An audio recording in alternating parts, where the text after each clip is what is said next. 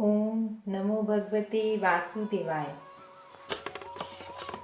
श्रीमद् भगवद गीता 10वां अध्याय। श्री कृष्ण भगवान बोले, हे महाभाव, और भी मेरे कल्याणकारक वचन सुनो। तुम पर मेरी अत्यंत प्रीति है, अतः तुम्हारे कल्याण के लिए कहता हूँ। मेरी उत्पत्ति का हाल न तो देवता ही जानते हैं और न महर्षि लोग। मैं ही देवों और महर्षियों का आदि कारण हूँ। जो मुझे अजन्मा, अनादि और सब लोगों का ईश्वर मानते हैं, वे सब मोह रहित हैं। उनके पाप नष्ट हो जाते हैं। बुद्धिमान, क्षमा, सत्य, दंभ, शम, सुख, दुख, जन्म, मरण, भय, अभय, अहिंसा, ममता, संताप, तप, दान, यश, अपयश इत्यादि जो अनेक प्रकार के भाव हैं, वे सब मुझसे उत्पन्न हुए। जो मनुष्य मेरी इस विभूति को भली भांति जानते हैं, वे निश्चय योग से सिद्ध होते हैं, इसमें संदेह नहीं। यह जानकर कि मैं ही सबको उत्पन्न करता हूँ और मुझसे ही सबकी प्रवृत्ति होती है, विवेकी प्राणी मेरी उपासना करते हैं। वे मुझ में अपने चित्त और प्राणों को लगाकर एक दूसरे को समझाते हुए भजन करते हैं, सदा संतुष्ट और सुखी रहते हैं। चित्त को सावधान करके प्रीतिपूर्वक भजन करने वाले को मैं ऐसा बुद्धि योग देता हूँ जिससे वे मुझे प्राप्त कर लेते हैं। उन पर अनुग्रह करके मैं उनकी बुद्धि में स्थित हो दैदीप्यमान ज्ञान देता हूँ। अर्जुन ने कहा, आप परब्रह्म हो, परम धाम हो, परम मित्र, आदि देव हो, अजन्मा हो, सन्यासी हो। तुमको सब ऋषि देव ऋषि नारद, अमित, देवज्ञ और व्यास भी ऐसा कह गए और स्वयं मैं व तुम भी कह रहे हो। हे केशव, जो तुमने मुझसे कहा है सो सब सत्य मानता हूँ। देवता और दानव इन दोनों ने ही तुम्हारे रूप को नहीं जाना है। हे सब चीजों के उत्पन्न करने वाले भूतेश, हे देव, हे जगतपते, हे पुरुषोत्तम, आप स्वयं ही अपने को जानते हैं। अतः आप अपनी समस्त दिव्य विभूतियों का हाल पूर्णतया वर्णन कीजिए, जिनके द्वारा आप इन सब लोकों में व्याप्त हो रहे हैं। मैं चिंतन करता हुआ आपको किस प्रकार से जान सकता हूँ?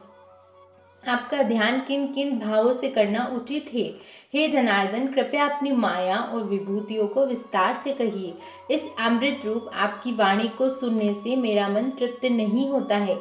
कृष्ण बोले, मेरा विस्तार तो अनंत है, तो भी मुख्य मुख्य विभूतियों को मैं तुम्हें सुनाता हूँ। हे मुंडाकेश, समस्त भूतों के अंतःकरण में रहने वाला आत्मा मैं ही हूँ। मैं ही उनका आदि, मध्य, अंत, देवों में विष्णु, प्रकाशकों में अनेक किरणों से भूषित सूर्य, मरुदगणों में मारीच, नक्षत्रों में चंद्रमा मैं ही हूँ।